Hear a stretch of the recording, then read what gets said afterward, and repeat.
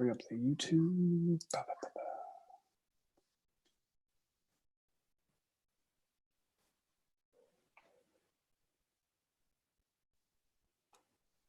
We'll go in our first commercial after the. Well, we're live. Talking about the recruits. Beautiful. There we go. So better stop cussing. Is that what you're saying? Or start cussing. I don't know what. If it's a chugging Tito's. Hey, don't you make fun of my cup, man. We'll have words. Hey, everybody, welcome to UGA Sports Live Podcast. My name is Radi Nabulsi. I'm joined by Jake Roos and Dayne Young, the two best guys to do Zoom meetings with on staff. That's about the best I can say about either one of them. You know, they don't suck as much as the other guys, but it's good for me. That's what my resume says. Big shout out to all of our sponsors of the show. Classic City Eats on Baxter Street, Athens Ford, Aaron. Wait, was that a cough? That was a cough, yes. Can we get the Rona through a Zoom meeting? Anyway, big shout out to Athens Ford, Aaron Overhead Doors, Your Pie, and Academia Brewing Company. Kind of weird that we're doing this on YouTube. I feel like we're not really taking care of our friends at 365 Game Day and 11 Live, but we do share the YouTube version on those Facebook pages. Be sure that you like 11 Live because they are doing great work on reporting. And of course, 365 Game Day has all your gear and they have new stuff all the time. So hit them up on Facebook as well. Jake, before we start talking about, get to the questions on Twitter, get to the questions on the dog event. Last week, we had Trent on here, Trent Smallwood. And I'm like, Trent, anybody going to commit? Give us some good news. It's getting kind of boring on the recruiting front. And he kind of hedged his bets. And I thought that something was going to happen. I mean, just in talking to him and talking to you, Jay, and what I'd heard that the Georgia coaches were going to not exactly lean on in-state guys, but kind of say, look, if you're serious about this, go ahead and pull the trigger. We don't know what the future is going to hold. We need to start locking down spots. Let's get these guys committed. You know, if you're serious about it, you visited here. We don't have time to take you by the hand, and we don't know how many kids are going to be able to visit us. We don't know how many kids you're going to be able to, how many schools you're going to be able to visit. So, young man, if you are leaning towards Georgia, go ahead and pull the trigger. And I asked you, Jake, about it, and I asked Trent. I'm like, Trent, what are you hearing? And Trent said, watch the in-state guys. 24 hours later, Micah Morris, Rivals 100 guy commits. 24 hours after that, you get another commit. You know, it's like boom, boom, right in a row. So, Jake, tell the people what they're getting in Georgia's two new commits.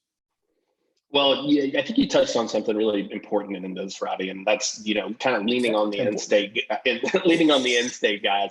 And I actually talked to a guy on the radio about this the other day. I think that you're kind of in a situation where, doesn't it seem like almost each cycle now, Kirby Smart has responded to whatever criticism recruiting-wise has been thrown at him, you know, just with the commits. They can't recruit off elite defensive linemen. Well, they go into Florida and get Jalen Carter out of there. Good point. They can't recruit in-state guys. Well, suddenly every commit on your list for this 2021 class is an in-state guy. So it's a number of things each year. And I think that, you know, there's I'm not saying that there's a method to the madness, but it wouldn't surprise me, I'll tell you that. But I will say with these two new commits, really like both of these guys. A couple of guys we've been watching for a long time. I've been doing a lot of stories on both of these guys. Morris was one of these guys that you felt like was a building block in this class, kind of a centerpiece, has always been. You know, it's him, ameria, Terrence Ferguson, probably Dylan Fairchild, maybe in that fourth spot if we're looking. Yeah. But those are the three guys that we've said pretty much from the jump on 2021 that you got to be keeping your eyes on. Morris, I think, was ready to do it in December, you know, and had even announced as much. But with the coaching transition over to with Sam Pittman leaving, Matt Luke comes in. He had some time to build that relationship. And I think overall, it just kind of came down to his level of comfort and making sure that Matt Luke was a guy who was going to continue what they were already doing at Georgia. Because it was clear he was very comfortable with Sam Pittman. Yeah. What I love about Micah, is he's a guy who, he sticks into that old Pittman mold, which is these guys who can play all across the line. He's not just a guard. He's not just a right tackle. He's got the ability to play all 5 of the spots across the front if he wanted to. And I think that that's something that you've seen consistently in Georgia's offensive line recruiting under Kirby Smart. Is it's not necessarily finding guys to fit one spot. It's cross training. It's getting guys who can be versatile and fill spots as needed. So Micah, strong as hell, got those big Trey Hill legs too. I mean, he's a chunk, man. He's a load, and I tell people that, and they say you see on his Rivals page 335 pounds. I think is what he's at right now, and people say, "Wow, he's not really that big to be 335." I think he's probably 6'2.5", 6'3" ish. But the thing is, he carries all that weight well. He's barrel chested. I mean, he's just a really thick dude. It's not like he's carrying any bad weight on him. And honestly, all the weight he's put on over the years has actually been better weight, I think, for him. So great pickup for Georgia. Huge for Matt Luke. A way to start it off for him in this class. And like I said, one of the top 3 dominoes he wanted to fall, certainly, I think, in this class. And Morris will go a long way, I think, to helping you with those other guys, because I think that there's definitely some connection between Amarius and Micah. We look at Micah Morris. We had him at the camp in Orlando, and there were like 3 outside linebackers, defensive ends that Georgia was recruiting, at that same camp. And when he went one-on-one with him, granted, it's not in pads, but there's not a whole lot of advantages the offensive lineman gets in these drills. The defensive end, outside linebacker, gets to fire in because all his job is to get to the quarterback. He doesn't have to have any analysis of whether it's a pass play, a run play going away from him. He has one responsibility, and it's just speed rush, spin, we'll do whatever you want to do to get to the inside. And we often see very talented offensive linemen get beat in these drills. Sometimes they're going up against a guy who's, who would never play outside linebacker, defensive end, because he's more like a cornerback, just lightweight guys who are super fast. And Micah Morris at his 335 shut every one of them down. If you go to UGAsports.com, go to the vault, we have exclusive video of Micah Morris in action. He is throwing these guys around. I don't think he got beat that day. And again, all you got to do is get to a standing dummy, or get to a cone that represents the quarterback. And, it's easy to get around these guys sometimes. Now, it's gotten better in that, we don't give away the snap count like we used to. It used to be on the whistle and both of them go at the same time. Now, the offensive lineman has the advantage of knowing what the snap count is. But still, Micah was light on his feet, great footwork, great speed in his kick steps. Thought he was lights out. And you're right, he doesn't look like you and I've seen 335-pound guys who were just gross. I've seen 280-pound guys that were gross. I've been one, so I'm just I could say it from a place of love. That he's dense. He doesn't have bad weight around his gut. Look at the video. I mean, he's not this huge gut that's bouncing around. He doesn't have this big fat ass that you're like, oh my God, this guy's gonna have to do some work in the weight room. That's 335 pounds of muscle. You're right about the thighs. You're right about the calves, his upper body, his arms. He's a muscular dude. It's like, oh well, he'll drop down to 305 in college. Where's he gonna lose it? Maybe he got some bad weight, but I mean, he's gonna be your 320 guy. He's a monster, and I think getting him was big. I like what you said about now you kind of. He was a big domino. It's like you look at with David Daniel, Brock, 5-star coming in, and now you have 6 guys from Georgia in there, and Marius Mims is like, well, when I commit, I'm bringing an army with me. Kirby's kind of saying, to your point about reaching out to those challenges, he's like, look, if you want to be on this train, you better go now. We don't have time for you to put out a top 20, a top 10, a top 8, a top 5, a top 3, a top 2. You need to pull the trigger. And I think that if it's good enough for Brock and it's good enough for Micah and it's good enough for David, it's, hey, Amarius, Ferguson, Dylan, it's good enough for you. Am I wrong? No, I think so. I think that there's definitely something to that. But, I think Mims has come out with a commitment date in October, and I think that's his birthday or mom's birthday, or, there's a significance to the date. I forget what it is off the top of my head, but, they're going to wait for him because for a couple of reasons. I think they feel good about him. First off, I think that that's the main reason that you would wait on a kid like that. I think you'd see Georgia throwing out a lot more offers to offensive tackles if you didn't. But I think with Mims, if you feel good about it, just let him go through the process, enjoy it. And right now, the uncertainty of it is so large anyway that you might as well. There's really no downside to letting him, continue to FaceTime with other coaches or whatever he wants to do. Jake, what do you know about Matt Luke's relationship with Micah Morris kind of before, I guess, taking the Georgia job? Because to me, it seems like this is the really big first vote of confidence for Matt Luke when there is time to kind of process what's happening. The Tate Ratledges of the world, or even some in the last recruiting cycle, there were so many decisions that had been made in such a short amount of time. I don't know if that could be kind of argued as saying, oh yeah, we fully believe in Matt Luke, as much as we don't have reasons to back away. But for this, Micah Morris could decide what he wanted to do and had plenty of time, and he still chose Matt Luke in Georgia. So what do you know about their relationship? There wasn't too much of one beforehand. I mean, I think that there had been a little bit of contact between he and the Ole Miss staff before he arrived, but it wasn't like they were super close or anything. I mean, you were looking at your main competitors for Morris being Florida, South Carolina, Georgia, and Auburn. And so, they were Ole Miss, for whatever contact they'd made, was certainly on the outside looking in. But one of the key things that he did, Matt Luke, when he was hired, I think it was probably second, third day on the job, was he got right down to Camden County. I mean, he made that a priority stop. I think he went to go see Tate Ratledge day one, and then I think he followed it up with a trip down to Kingsland next. So now, and then the other thing I tell people too about Morris that I do think is compelling. He's coached by one of the greatest head coaches in the state of Georgia history, and Bob Spire, who used to be at North Gwinnett, guy who coached Mitch Hyatt at North Gwinnett there. So this is a guy who knows how to deal with the lead offensive lineman. I think that that's going to be a big boost for Georgia. You're going to come from a program that's really kind of ready-made and puts guys in a good position to succeed early on. And like you said, I think that it was a huge vote of confidence for Matt Luke to get things started. I want to say something about Bob Spire. You go down the list of ridiculously talented players he's had, and it always comes up. Well, did he have good players, or was he a good coach? I will say this about Bob Spire: one of the most guys I respect the most in this industry. I've seen him take, I don't say average players because that's wrong.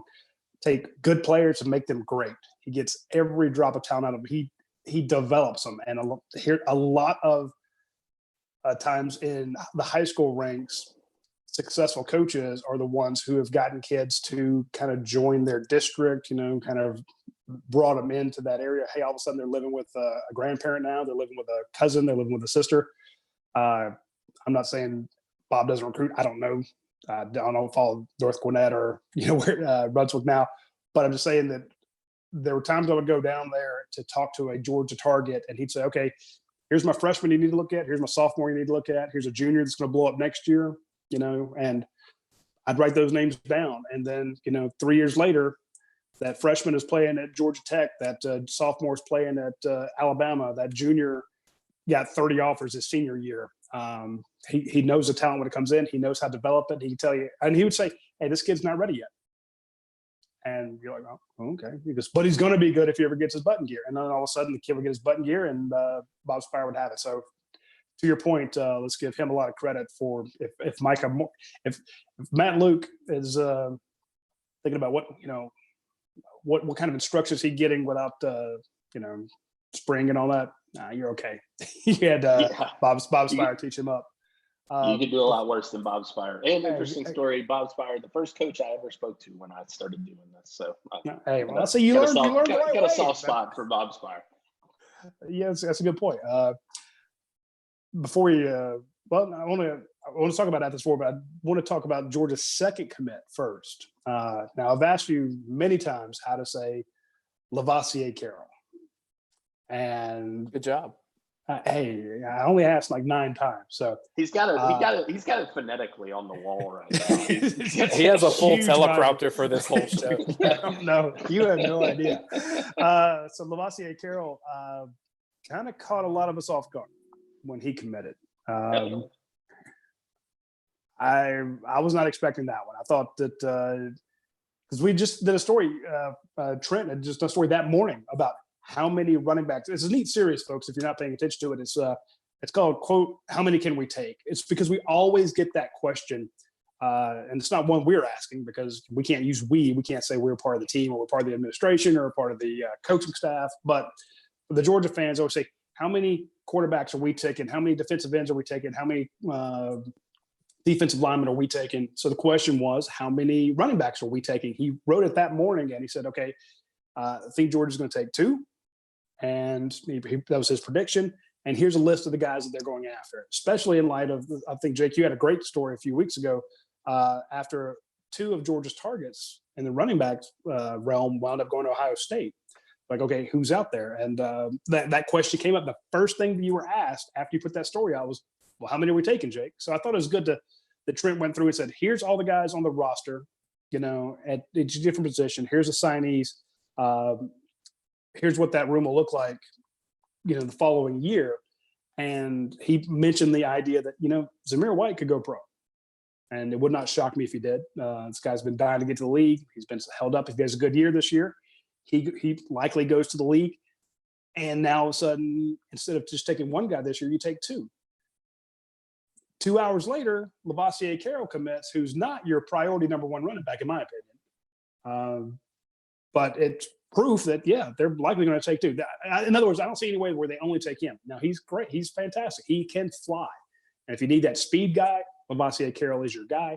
But to me, that kind of proves that they're taking 2. So, Jake, tell us what Georgia is getting Lavoisier Carroll and what that does now for their list of running backs who may join him. Or am I wrong and they're only going to take just the 1 guy?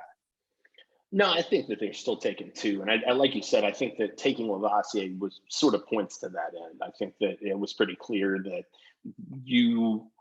if you were going to take him, you were probably going to take somebody else. And I say that because in that article we did after the 2 guys committed, Travion Henderson and Evan Pryor to Ohio State, we went through and kind of broke down Georgia's options at running back. And Carroll was at the bottom of my list. And I said, just don't forget about this guy because Georgia hadn't been recruiting him that hard. And it had been more Florida. It had been more South Carolina. Those felt like the teams that were in really strong position with Carroll.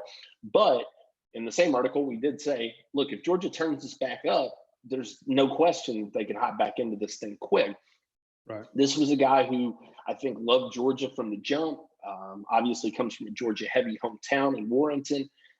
Mom's a big Georgia fan. So it was kind of all the pieces were there. I think he was just waiting on that go ahead from Georgia. And I think once he got it, there was just no holding back. But, I think that when you're talking about what kind of player are you getting, as you mentioned, super speedy guy, self-listed 4.44, which is tough for anybody to pull off. But I mean, it's 6'1", 190. He's kind of built almost like a wideout.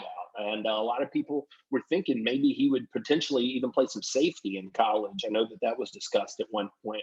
But Georgia, I think they like what they've got there with a guy who's a bigger back, but a speed back too. You think of Kendall Milton, you don't necessarily think of him putting the jets on people, but Lavoisier probably not much smaller height-wise. I think he probably gives up a few pounds to Kendall Milton, but certainly I think that he's a guy who can get in there, bang with guys, and then just find that whole one-cut guy. I love that about him primarily. He's not a guy who dances around in the backfield. He's not a guy who's searching for a hole. He is decisive in his running. I love that with the guy. And when he finds a hole, man, he can rip it off. I think as a whole, too, when you just look at the running back position, I mean, as we get further and further along with these lifespans of NFL running backs being so short, it's going to be a 3-year college position if the person has any chance of getting drafted. And in some cases, they don't care if they get drafted. They just want a shot to make it with the team. We saw that with Elijah Holyfield, where he could have come back to Athens, competed for some playing time. But that clock just turns so quickly to where You wake up and Todd Gurley's 25, 26 years old and feels like he's being churned out of the starting position in the league a little bit, which is kind of crazy. And so to me, I think you have to expect that Zamir White could be gone after this year. And I think you have to expect maybe the same thing with James Cook. No, I don't think that's unreasonable at all. No, and I mean, it's we would fault the coaches if we saw a situation where they had the same problem that they did at tight end. I don't think that they were expecting Luke Ford to transfer and Isaac Nada to go to pro, and all of a sudden they're without a top tight end. They have to take Wolf to get him to transfer in. They're kind of a little shorthanded at tight end position, and we're like, well, you have to recruit as if you're going to lose these guys. Well, you got to recruit as if it's a possibility that they both go pro, then you have to hit those numbers that way. So I like the addition of Carroll. I like the fact he plays at IMG. I think that hey, if you want to get and it's nothing against Warrington, I just think that if you want to get a shot at what it's going to be like playing in the SEC, playing that IMG schedule is a good testament. You learn a lot there. I know a lot of people have issues with IMG. I really don't, but I just think if you're going up against a good defense every day in practice, it can't hurt. It can't hurt. Well, and I think that the primary thing that IMG gets you ready for better than almost anyone, because the Graysons of the world play some strong schedules nationally. A lot of these schools go out and do that now. But what IMG I think gets you ready for that no high school can is just sort of the schedule of college. I mean, it's wake up, you're on campus, you're in a dorm, you're waking up, you're working out, you're going to nutrition, you're doing that. And it's sort of getting you ready for what the college grind will be like. And I think that Kirby Smart has even said in the past, through guys that have been recruited from there, that he likes how prepared they are to come in and be able to be acclimated. Because you're not having to overcome being away from mom. You're not having to overcome homesickness. You're not having to, get used to not eating Little Debbie's. It's the ability to kind of come in and be prepared for those things that can take a little bit of time. It's just one step you can eliminate for yourself and makes it all the easier, I think, to make the transition. Good point. Speaking of transitions, if you need to buy a vehicle in these very uncertain times, I really like what Athens Ford is doing. I love the fact that they still sponsor our show. It means a lot to us. They also sponsor our website. But, Athens Ford, like I said, they're big members of the community. They do a ton of stuff for the Athens area. They're always working for charities. They sponsor just about everybody. So I do appreciate what they do for the community. But right now, with people losing their jobs, we're 17 million unemployed, not good. But you need a vehicle if you can't get to work if you do have a job without a good ride.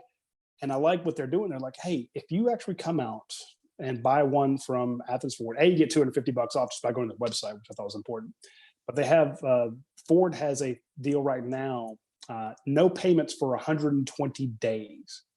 Think about that. It's 3 months deferred, 3 months paid for 6 months. Not too bad for these new vehicle purchases, but you can have no payments for 120 days. So that's pretty impressive. Now, of course, that's for qualified buyers, and it's available in all their new cars and trucks. They have over 1,000 vehicles in their inventory right now. Just go to athensford.com, click on the no payments for 120 days icon, and you can see it. Also, if you want to, can make payments and you want to jump on a really good deal, they have the 0% APR financing for 84 months. So need to cover something for, spread your payments out over 7 years. It's not going to cost you anything. It's 0% APR financing. So you're like, hey, let's take that big car payment and make it very small, spread it out, and not be killed on the interest fees on that. So, of course, qualified buyers only. And everything you buy from Athens Ford has a lifetime powertrain warranty, new and used, up to 80,000 miles. So be sure to hit them up. Great deal. So if you're in a market for a new car, hopefully, you're in an industry that's expanding and you need something for your fleet. If you need fleet vehicles, they can help you too. I know that our friends at Aaron Overhead Doors buy all of their trucks that they use on their garage door installations from Athens Ford. And so the Athens Ford folks have done a great job taking care of air and overhead doors and their fleet, because they say, hey, look, we got great deals for you. So I like how the two Georgia supporting businesses work together. So big shout out to them. Love some good symbiosis, man. Well, that's how we found out about them. It's like the guys from Air and Overhead Doors, like, hey, I see Athens Ford is one of your sponsors. We buy all our vehicles from them. I'm like, oh, well, maybe you should sponsor our show. Nice. And to be fair, that's kind of what got us in the door with Air and Overhead Doors. And then they said, okay, well, we know how well Athens Ford takes care of the community. We're going to take care of the Georgia Bulldog community and give you 10% off any garage door maintenance, installation, design, anything we do if you're a UGA fan. And I'm like, are you serious? I've never heard anybody doing that. Normally you at least have to cut out a little coupon or have an access code or something like that. They're like, no, just hell, even Chick-fil-A makes you dress up like a cow if you want a free exactly sandwich. That's all I'm saying. I said, well, what if I'm like, me being a bastard, I'm like, well, what if they're a Tech fan, or what if they're a Clemson fan? He's like, look, if the Clemson fan wants to say to me publicly that he's a UGA fan to get 10% off, I'm willing to give him 10% off just for him to have to say it. And I'm like, ha! So that's what Ryan, Lucy, and those guys over there, they do a great job. And Ryan is at Air and Overhead Doors. Speaking of giving back, that's what they do. They were awarded the National Humanitarian Award by the International Door Association because they give back to the community. They take care of people. After they got that award, a bunch of other people, and they were written up in the industry magazine, a bunch of other garage door companies said, hey, we want to do the same thing. So, they lead by example. They didn't go out and say, hey, everybody, look, we're giving away a door. We're taking care of somebody's house. They got out.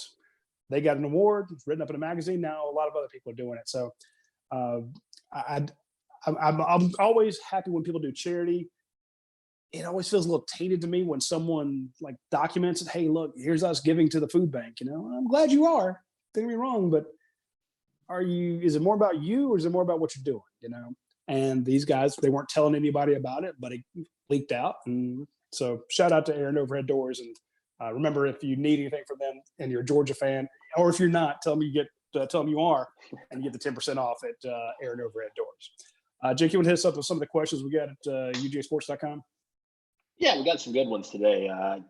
One here from Shownuff253. He wants to know if life returns to normal later this summer, do you see the NCAA allowing for additional fall practices to make up for lost spring practice? If so, how could it work?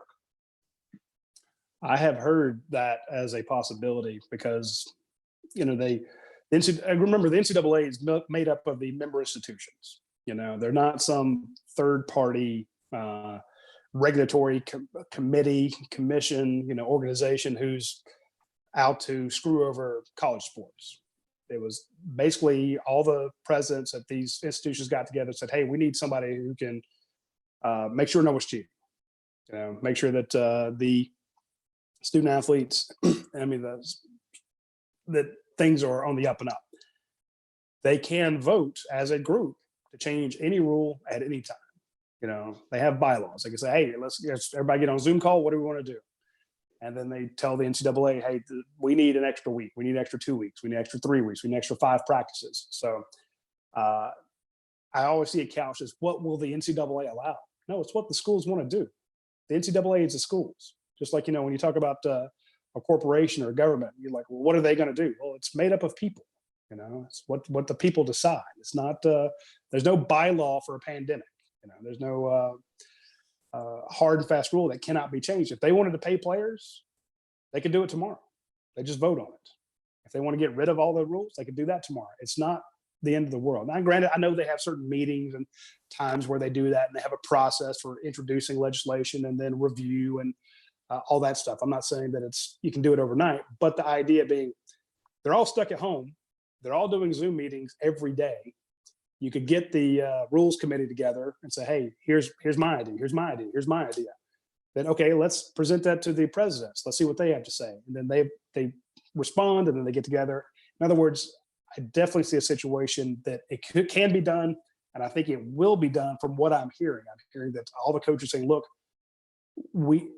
as long as everyone's on the same page, no one gets an extra 2 weeks. And granted, some schools got in spring practice, some didn't. But I said, look, going forward, if we all get to start a week early, if we all get to start 2 weeks earlier, then we're all on the same level at that point. From what I'm seeing, the coaches are lobbying for that, and I think they'll get it. I think the decision makers would be delighted to have that as the concern or the problem. I definitely think that their minds are probably more on higher level in terms of if games are happening or when games are happening or where those games will be played and who will be allowed to be there. So if you can kind of take it down a notch below where it's how do we make sure it's fair when the competition is there, you got to have competition to worry about the fairness of who's practiced and who hasn't. So I hope we get to that point that becomes the concern of everyone. That'd be a great place to be. I don't think the decision makers are quite there yet, but I think they would be encouraged to get to that point as soon as possible. Well, they are the SEC. They are very confident they're going to be able to play this year. I don't know what that's based on. They're not telling me that. I'm just talking to people inside the programs. They're like, yeah, we're going to play. And I'm like, And again, it's April 14th. How will things look May 14th? How will things look June 14th? Could be completely different. Maybe it's way too early to have sort of confidence. Maybe it's just that dogged determinedness that we got to have this done. I don't know, but they seem pretty dead set on this is going to happen. So would not shock me. Your thoughts, Jake? A lot of money at stake. So I'm sure everybody's only millions hedging their bets. No, I agree. I think that I was trying to look up a quote I saw the other day, and I just couldn't find it. But it was from a coach, and he played at like a D3 school, and he said, listen, it wasn't a situation where we hung out around campus all summer. We didn't get paid to stick around. He said, you went home, you worked out on your own, you knew what you were supposed to do, and you showed up in August ready to whip ass, or else you got passed on the depth chart.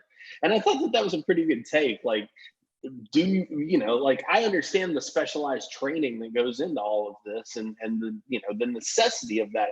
But I did think that was a pretty, that was a very football guy thing to say. Just be like, hey, let's show up and we'll rumble whenever you want. I don't give a damn.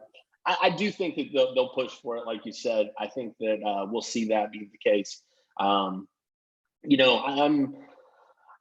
starting to fall on the skeptical side of starting on time. Certainly, I think that's got to be that seems a little bit hopeful in my opinion. But I think that it's a case where people seem optimistic, and it sounds like there's a lot of solutions being kicked around out there. I mentioned earlier on the group chat that Chris Fowler had come out and said that the possibility he'd heard existed for the season to start in February, which would be bananas. But I think but it makes perfect point. I hate to interrupt you, but that's what I'm saying. They are that determined to play. Right. And we mentioned it a couple of weeks ago when I said, look, here's the insider note of what I'm hearing from people in the SEC West and SEC East offices. They're like, we're going to play, even if we have to postpone it.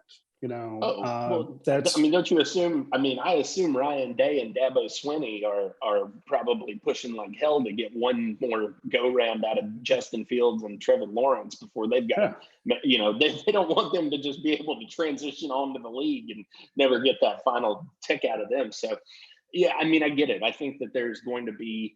That's going to be really interesting, though. What would be the strangest thing to me if the February thing happen would be how that would affect the draft and how that would affect the kind of the evaluation period as well as recruiting. I thought about that as well. If you were to start in February, and when with signing day would be what, May or something? I don't know. It would be. The logistics are insane of it, but like you said, I do think that people are getting more optimistic that there are at least solutions, if not answers. That makes sense. Let me see. Here's a question from the chat from Robert Barnes. It's about recruiting. He's essentially asking, are the numbers of good players in state higher this year than previous years? And I guess kind of a follow-up to that would be, if there was going to be a global pandemic, is Georgia, from a recruiting standpoint, slightly benefited from having a good crop of in-state talent for the recruiting cycle? I could understand that. I do think that that's the case. I came into this class 2 years ago, when that's about when I start looking at a class. It's about 2 years out. So we're just starting to learn some of the 2023 guys now. Coming into this group, I didn't think that there was going to be a lot, and I didn't think that it was necessarily that strong. The longer it's gone on, I think that it's not a top-heavy class, but I think that it's a really solid class. It's like one of those draft classes you might see where you get franchise players who give you 10, 12 years in the 4th round or something like that. You know, it's not necessarily loaded with superstars. And I think that that's the case in state too. Now you've got some superstars, don't get me wrong. You've got some guys that are really highly ranked, but you know, you look at a guy like a Marlon Dean, who's a 3-star guy right now, probably would have made big headway on the camp circuit this year. Georgia goes ahead, gets in early, takes the commitment, and that's a guy now that you've got that people believe can develop at a number of positions. Will he be defensive line? Will he be offensive tackle? Who knows? It doesn't really matter. The thing is, the kid's talented. He's in state, and you've got a proven commodity in it. You know what you're getting, and he knows what he's getting in you. So I think that it is a good year for Georgia to have to do this. And that's true of most years, but it's not a case where you're seeing a ton of guys, you know, like maybe Jordan Hancock is a guy that I would think who already committed to Clemson. He's a 4-star defensive back out of North Gwinnett High School. But you're not seeing, you know, these waves of kids just flooding out of state already. And I think that that's a good sign for Georgia as opposed to previous years. I just imagine if you're Tennessee, you know. Yeah.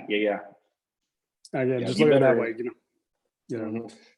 If you're South Carolina, I mean, yeah, you're a small state, but you're loaded with good football talent, but you got Clemson, you know, picking over guys before you get to them. So it sucks to be in the situation you're in, but the fact that you're in the state that produces the number 4 amount of Division I talent, you know, in the nation behind California, Texas, and Florida, and I think you're in a good spot, capita, and you have no real. Best per capita, right? I think Louisiana might be. Oh no, okay, you're right. You're right. It's definitely Louisiana. But again, it's working out great for Louisiana. They're like, okay, so we're going to go down to New Orleans and we're going to recruit the boot, you know, and all of a sudden, you know, they do really well, especially, you know, having won a national title. But Texas is like, yeah, this is fine. We'll you know, everyone stay at home. Everyone go to Texas, you know.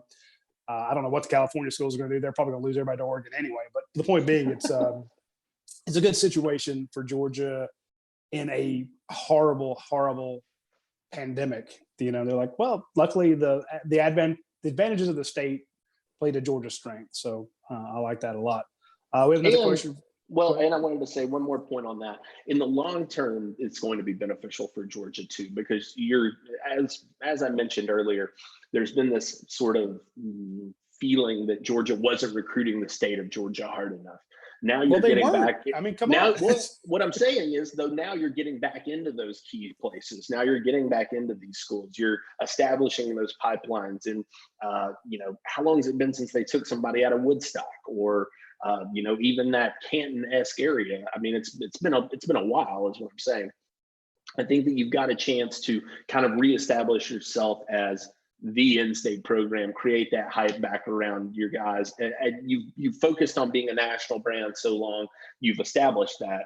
Let's bring it a little closer to home now. Yeah, I mean, I go back and what was it, last year or the year before, they only had 6 guys from the state of Georgia, you know, eight guys. So that's not saying a lot. And again, it's nothing against it. I mean, hey, you're not going to take a tight end out of Georgia who's, you know, ranked 13th at his position over Darnell Washington. You know, you're going to take a Keely Ringo, you know, you're going to take a Milton, but you also take a Dejon Edwards, and hey, it works out well. So, but this is a year that strong in-state guys. And I think, like I said at the beginning of the show, I think Georgia made the decision, let's fill out this class with Georgia talent. We recruit them anyway. If this pandemic wasn't in effect, we're going after these guys. Let's get them to go ahead and pull the trigger and get them momentum with this class. And as we talk every week about, look at that Miami to Athens pipeline. You know, if you're talking to a kid in Miami, you can point to 4 different guys on the team who will host him when he comes to visit. You know, starting to see that in Texas. We're seeing a lot of that in Louisiana. A couple kids from California all of a sudden, you know. You just had a great story with Cliff, Judy. I think the Judy story, the Philadelphia to Athens, when he can look at Mark Webb and he can look at DeAndre Swift and, Cliff Judy, Elijah Judy's dad is talking to, Mr. Swift, two huge bulky guys. It's like, and, DeAndre Swift's dad's like, yeah, he needs to go to Athens. He'll love it. To have somebody vouch for he's big. But at the same time, if you have to spend a year just taking Georgia talent, I mean, look at Mecole Hardman and Nick Chubb last night fighting with Patrick Mahomes about who's got the best talent. Is it Georgia or Texas? We saw Kenyatta Watson do that great all-star game where the kids in Georgia played the kids in Texas. It was fantastic. I wish we could have seen the return trip of that. But point being, it's that state pride going on. And I think that this pays dividends down the road. When you're like, hey, we're going to take this kid out of Canton, we're going to take this kid out of Harris County, we're going to take this kid out of Valdosta, we're going to take this kid out of Brunswick. We're recruiting the state, we're locking down the borders, and if you want to come get a top 10 talent out of Georgia, you're going to have to fight like hell. Look, this narrative, the narrative's going to be out there that Georgia struggled to recruit in-state guys until one of the in-state guys either leads to a national championship, a Heisman Trophy, or a number 1 overall pick. Because that's how that narrative gets started too. Like, this is still stemming from Deshaun Watson being transformative at Clemson when he could have been that guy for UGA in Athens, but he wasn't. So and we're seeing it begin to change. You mentioned Hardman and Chubb. We're about to see Andrew Thomas, a Georgia boy, go from Georgia to the NFL in the first round. The more that keeps happening, and especially if it can end up with a Heisman or a national championship, then that narrative will be gone. Yeah. Your Roquan Smiths out there. You're right. They just they build on that. So that's a good point.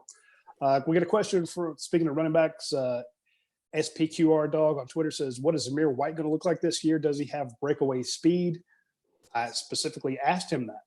I'm like, your speed's not back. And he quickly corrected me. He's like, I got my speed. I'm like, you don't. He's like, yes, I do. And I was joking with him. I wasn't, it was a joke, but yeah, I don't assume you were trying to make him mad. That would not be I mean, he advantageous for you. No, and it was after the Sugar Bowl game, and because he had a hell of a game that night, and I basically asked him, where are you at in this recovery? You looked great tonight, but we know the season wasn't quite exactly what you wanted. Are you going to? Because when he was, where did he play in high school? I mean, North Carolina. Was it Goose? Where did he play his? No, he was from Scotland County. Scotland County. Yeah. Okay. Yeah. I just couldn't remember the name of the high school he played at.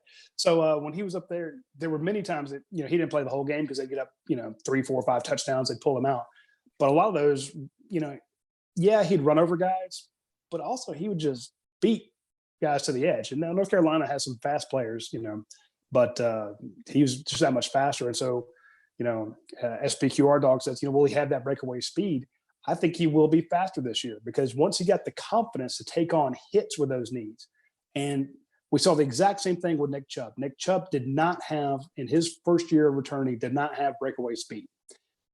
I'm not saying he was plodding along, but when you saw how he's running now in the NFL, putting up some of the fastest times for a running back league-wide, that's what. And remember, everyone thought Nick Chubb was just this kind of bruising between the tackles runner. No, he can break away. We saw he was a track guy. Same of Zamir White, and I think that this is the year you're going to see him. Now, he may not look as fast as James Cook, but when you see guys that take even a slightly bad angle, when you see that Sam linebacker and the play goes to the other side and Sam can't get to him, even though he's had the angle to get there. That's when you got that breakaway speed, in my opinion. And I think that you're going to see that this year.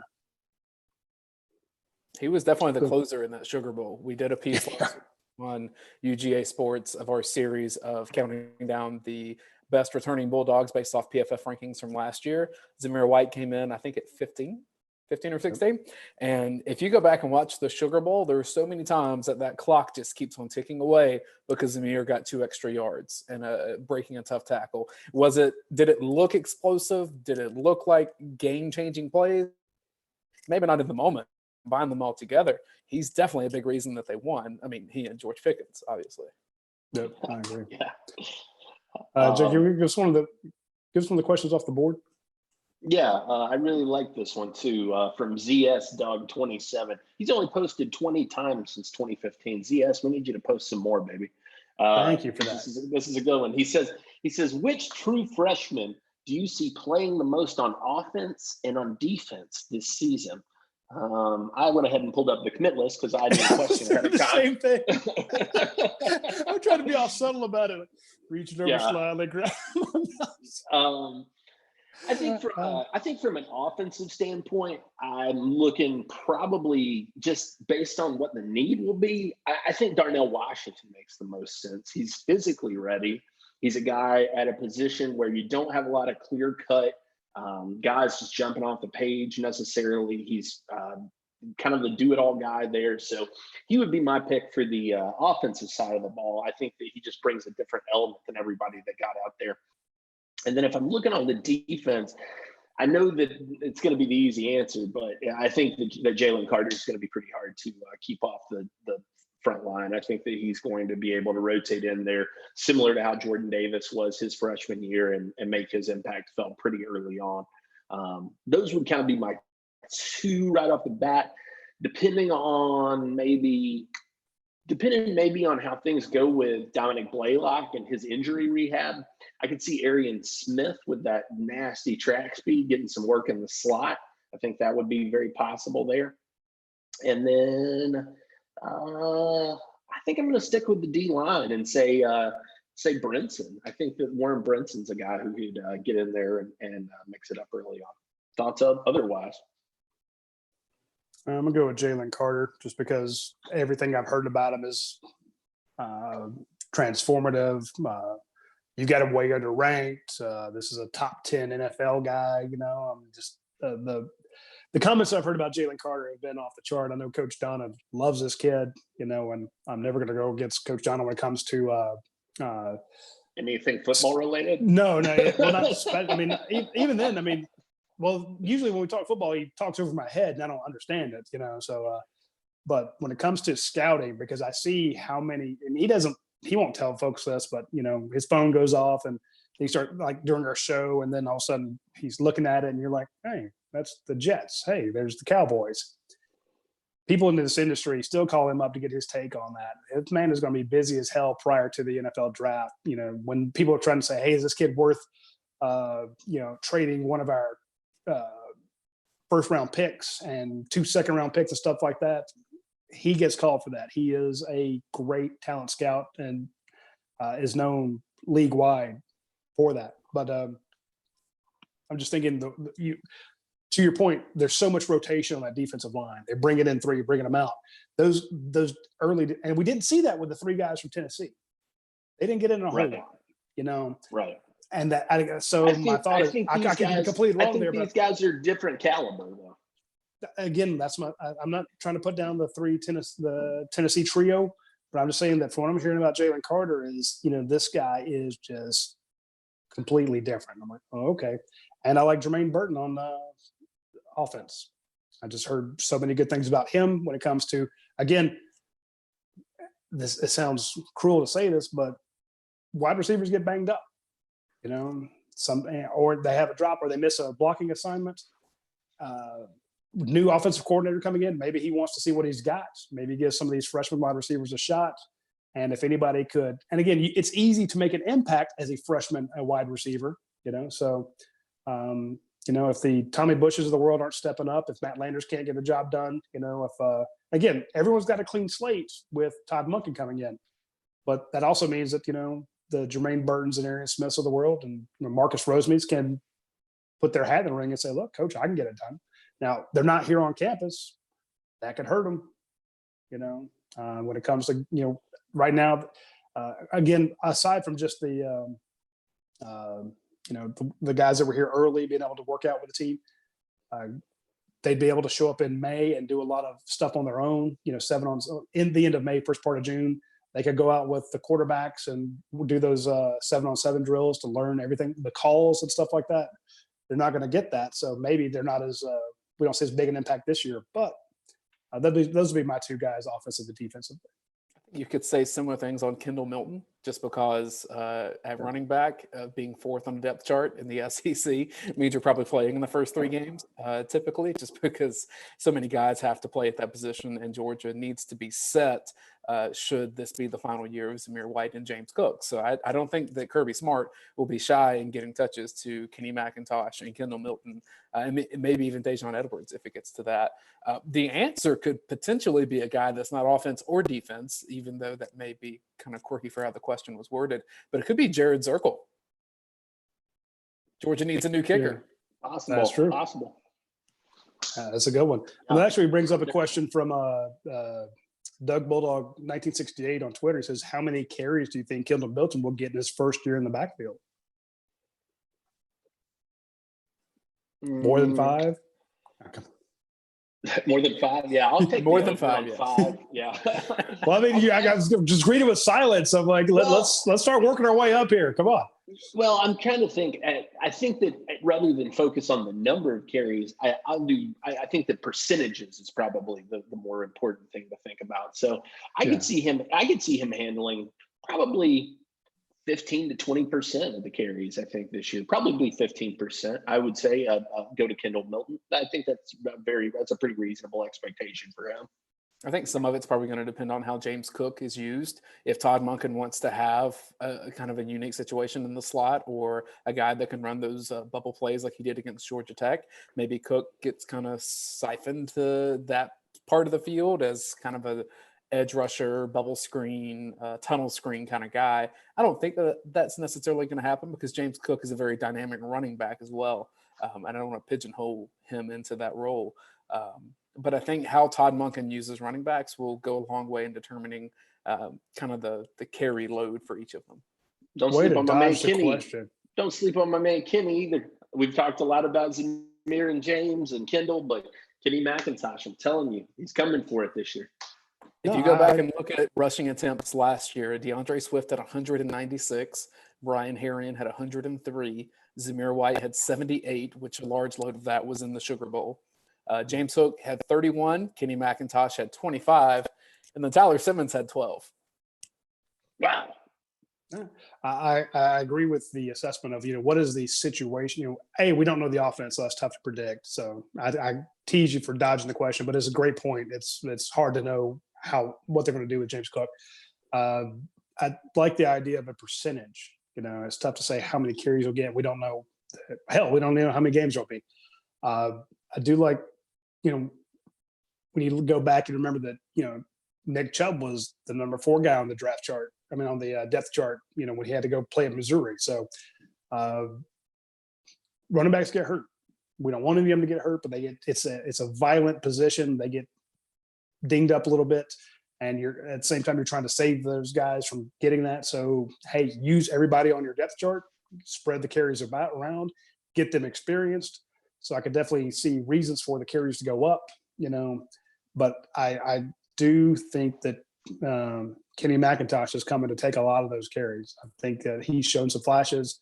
This is a kid I'm not saying he has a chip on his shoulder, but he should. I mean, everything we're hearing is this kid says, hey, look, I'm as give me the guys.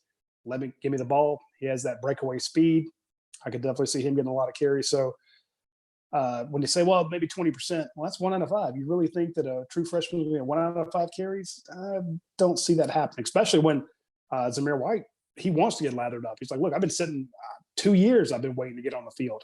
Same with James Cook. James Cook could have transferred. He could have gone elsewhere. And he's like, no, I'm supposed to be the man. Give me the ball. So whereas, when you had Sony Michel and Nick Chubb and DeAndre Swift, you're like, okay, we're up 3 scores. Let's sit those guys. Let's rest them for next week. I don't think that these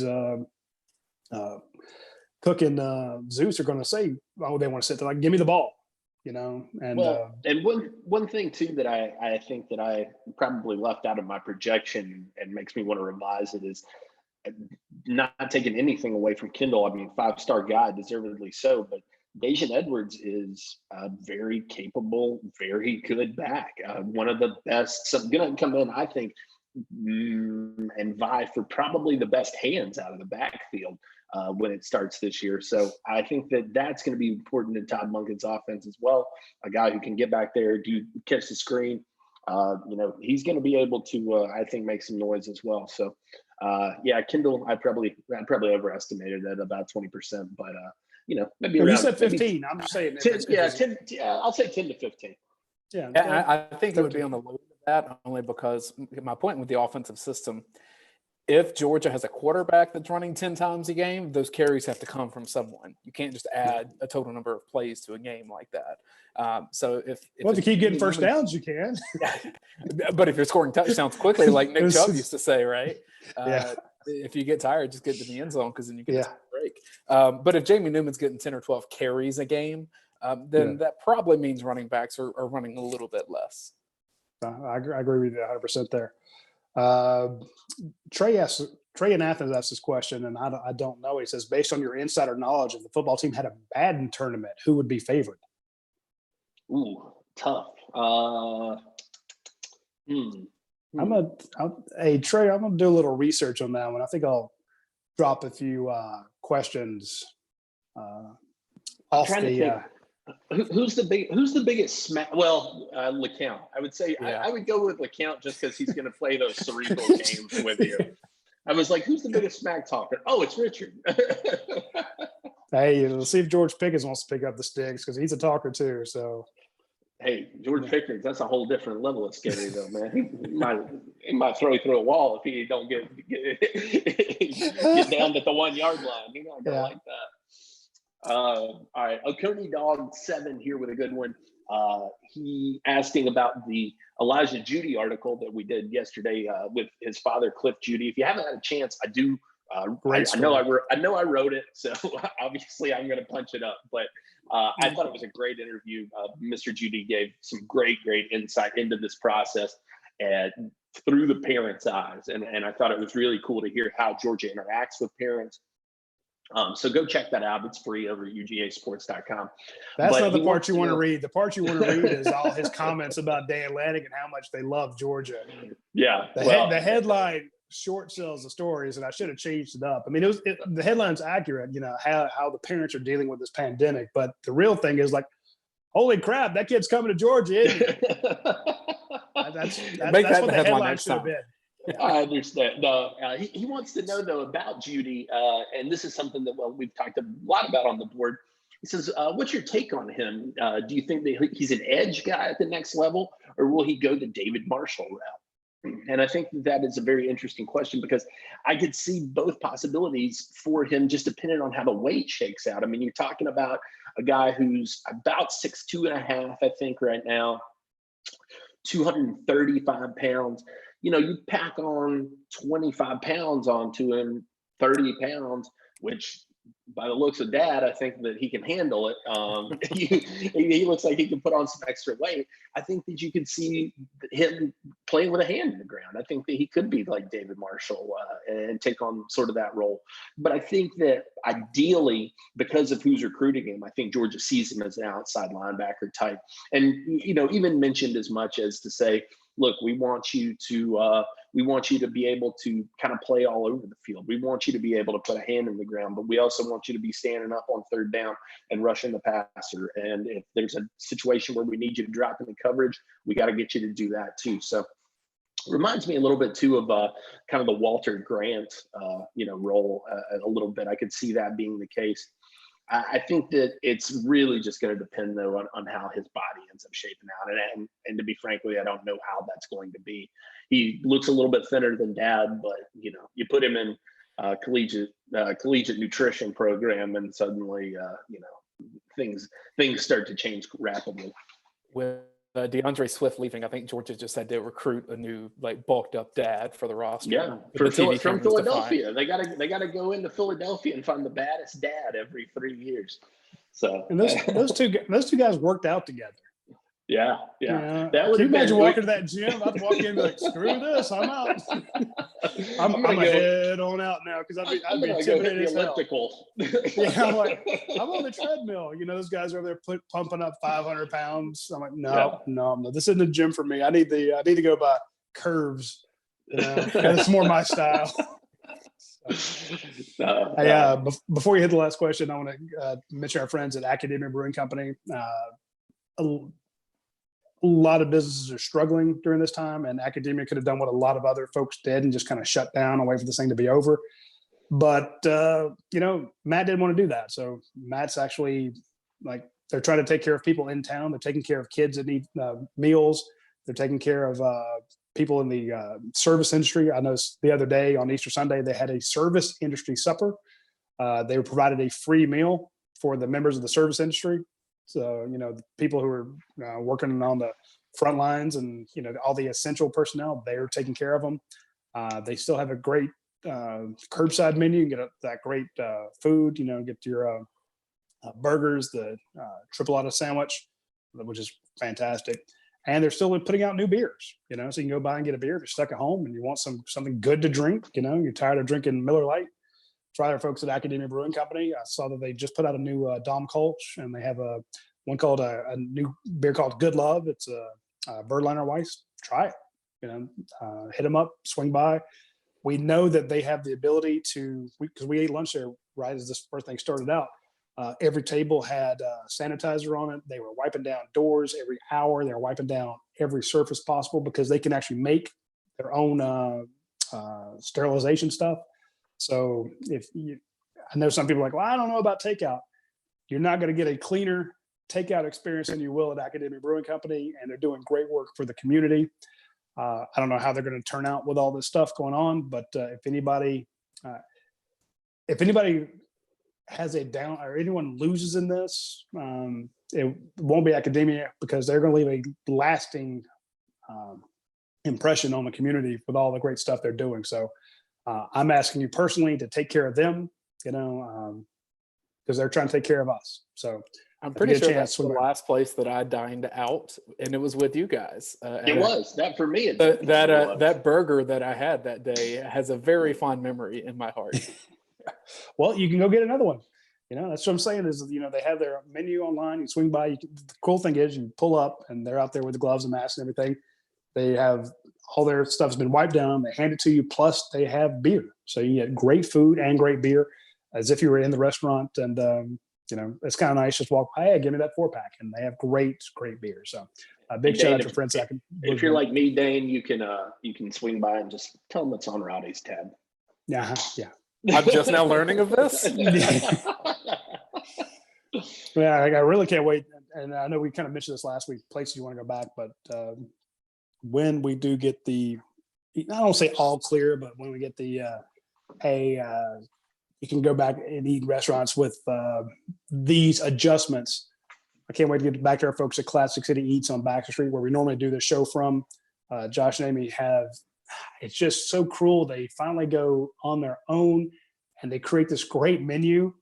I mean, just an absolutely fantastic menu. And it's like, oh, wait, we got to close. Like, son of a bitch. It was cruel to us. Yes. I mean, it sucks for them that they had to close, but they teased us with all the wonderful new additions. Yeah. And then, it was, but can't wait to get back there and definitely hang out with those guys. All right. Do we have any questions left? There is one question on the, but I don't know the answer to this yet. I did drop it off to some of our folks inside the Athletic Association. Jimmy Taylor says, what will be the ticket allotment, ticket price, and who will be the home team for the 2021 Clemson game in Charlotte? I do not know the ticket allotment or prices. Hell, I don't even know who the home team is going to be, but Jimmy, I did drop that off too. I got to think 2021 is pretty much on the back burner right now. Yeah, but, you got to be thinking now's the time to get if you're going to buy a hotel room, now's a good time to go, so get it now while you can. But Jimmy, he's from Alpharetta Dog or something. Let me see here. Alpharetta Dog on Twitter, out of Berkeley Lake, Georgia. Jimmy, I will try to find that out. I mean, if anything, hell, at least I know who the home team is. I imagine, I don't know. My thought was because it's up there that Clemson would be the home team, but I really have no idea. Any other questions on the board? We've got one chat here. If we go ahead. Hit up the chat fast. I got nothing to do. Yeah, what are you doing, Roddy? Yeah. So we start off the show talking about the commitments of Michael Morris and Lavoisier Carroll, and the question is from Jordan Harris. He asked, does Amarius Mims commit sooner than October? I really don't think so. Personally, just because he's one of those Publicly. guys. Well, yeah, publicly. Well, now that's a whole different ballgame. Now, I have my speculations on that. I think he probably will go ahead and commit somewhere prior to that date. But I do think that the public announcement will be in October. Normally when guys set something like that, when they've got a date in mind, they tend to stick to it. So I don't see a situation where he'll necessarily go away from that, especially with things being shut down. I think that he'll probably take the opportunity once things kind of begin to reopen to get around and see a couple more schools a couple more times. Just enjoy it one last go around. Getting Ameria, Mims, and Micah Morris in the same class, man. And in the year that you could have Andrew Thomas go first round and Isaiah Wilson flirt with late first round, I mean, come on. Hey, I've been hearing great things about Isaiah Wilson zooming up draft charts. So I think people are finally waking up on that guy. So. Shocking. The other question is, since we haven't had spring practice and Jamie Newman has not practiced with the team, when do you think Kirby Smart will announce a starter at quarterback? That's from Russell Duke. No, right. Hey, it's a good question, Russell. He will announce it never. Does he ever announce starters anymore? We never get a depth chart. Or. Yeah. Yeah. They put out a depth chart with a bunch of ors, and I think we'll find out maybe by the second quarter of the first game, No, there's a situation where I think everyone has kind of dialed in Newman as the guy. I don't think Dwan Mathis agrees with that. I don't think Stetson Bennett agrees with that. I don't think Carson Beck's going to agree with that. They're all going to go in and fight for it. But when you have a graduate transfer with that amount of experience coming in, he's kind of the guy. And he has got to practice with the team. Now, they did not get the official spring practice. That is correct. But they were able to go through walkthroughs. And from what I understand, Jamie Newman was the guy walking through with the ones. Another interesting side note, another guy who was walking through with the first team, Warren Mcclendon, walking with the offensive line. Not a shock to me. No, I'm just saying, again, it doesn't mean anything. They're just doing walkthroughs. And remember, Jamie Newman can get here and call up, this before the spring break. He's like, let me call all the wide receivers. Let's all go out and throw, So I'm throwing to George Pickens. I'm throwing to Matt Landers. I'm throwing to Micaiah Tongue, let me work with these guys, try to get their get these timings and things down. They were able to do a lot of that stuff on their own. And that's not to say that Dwan Mathis and Carson Beck, and Stetson Bennett weren't doing that at the same time. I'm sure they were. I'm just saying that there is some familiarity with the wide receivers and the quarterbacks, having worked out on their own, having worked out in the, had lifts and meetings together and stuff like that. So it's not like he's going to meet his compatriots for the first time come, August. But I think Kirby Smart never announces stuff like that. Remember, he's like, why should I tell you? Or he would say, why should I tell, Virginia who the starting quarterback is going to be? Although we all know we all think we know who it's going to be. He just doesn't do that when they're forced to put out a depth chart. Like you said, it has the or all the way down. So I just don't see it happening. You're exactly right. But the one thing to remember is that Jamie Newman was the hottest quarterback commodity on the transfer market. And he could have gone to a lot of different places where they could have given him a whole litany of guarantees about what he was going to have for this 1 year of his remaining eligibility. And he came to Georgia.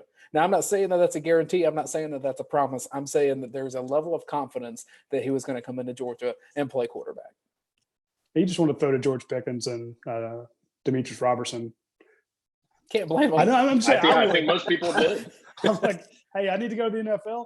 Hey, George, what are you doing? And then George, we see how he gets open, and he's like, let me show that long ball. Hey, Robertson, give me that 9 route. Give me that fly route. You just take off, and I'm going to hum it out there. We'll see what we can do. So, but no, you're right. And anybody that says guys aren't promised playing time, and again, I'm not saying that Georgia does that, but I'm saying how many times have we interviewed a kid later on to find out, oh, yeah, they promised me I was going to start, especially when these kids go to the transfer portal.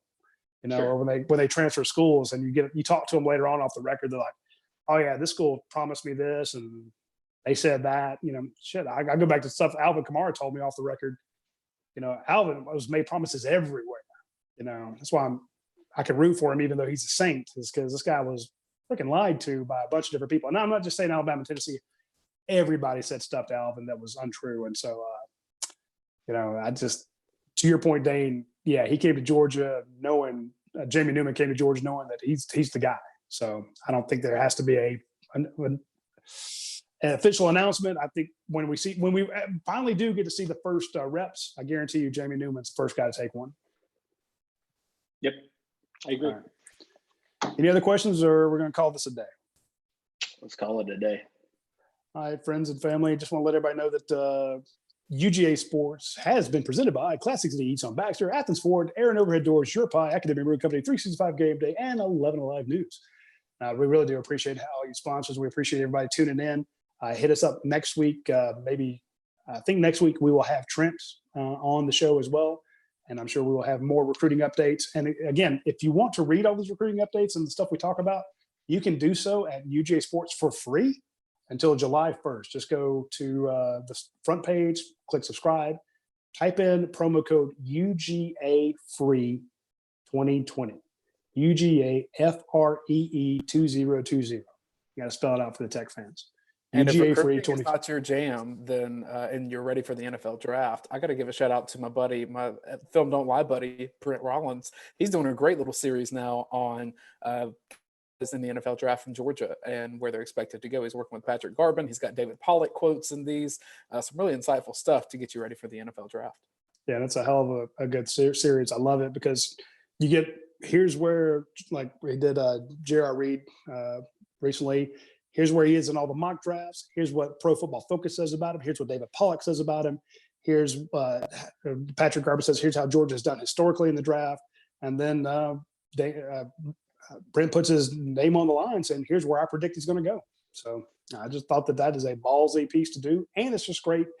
In other words, after you read this series, you won't be surprised about where these guys go. So I thought it was a great series that he's doing. The first one with DeAndre Swift was very telling. I thought it was smart. And I like the one with J.R. Reed as well. And we'll have another one for you probably tomorrow. All right, everybody take care. We will see you next week.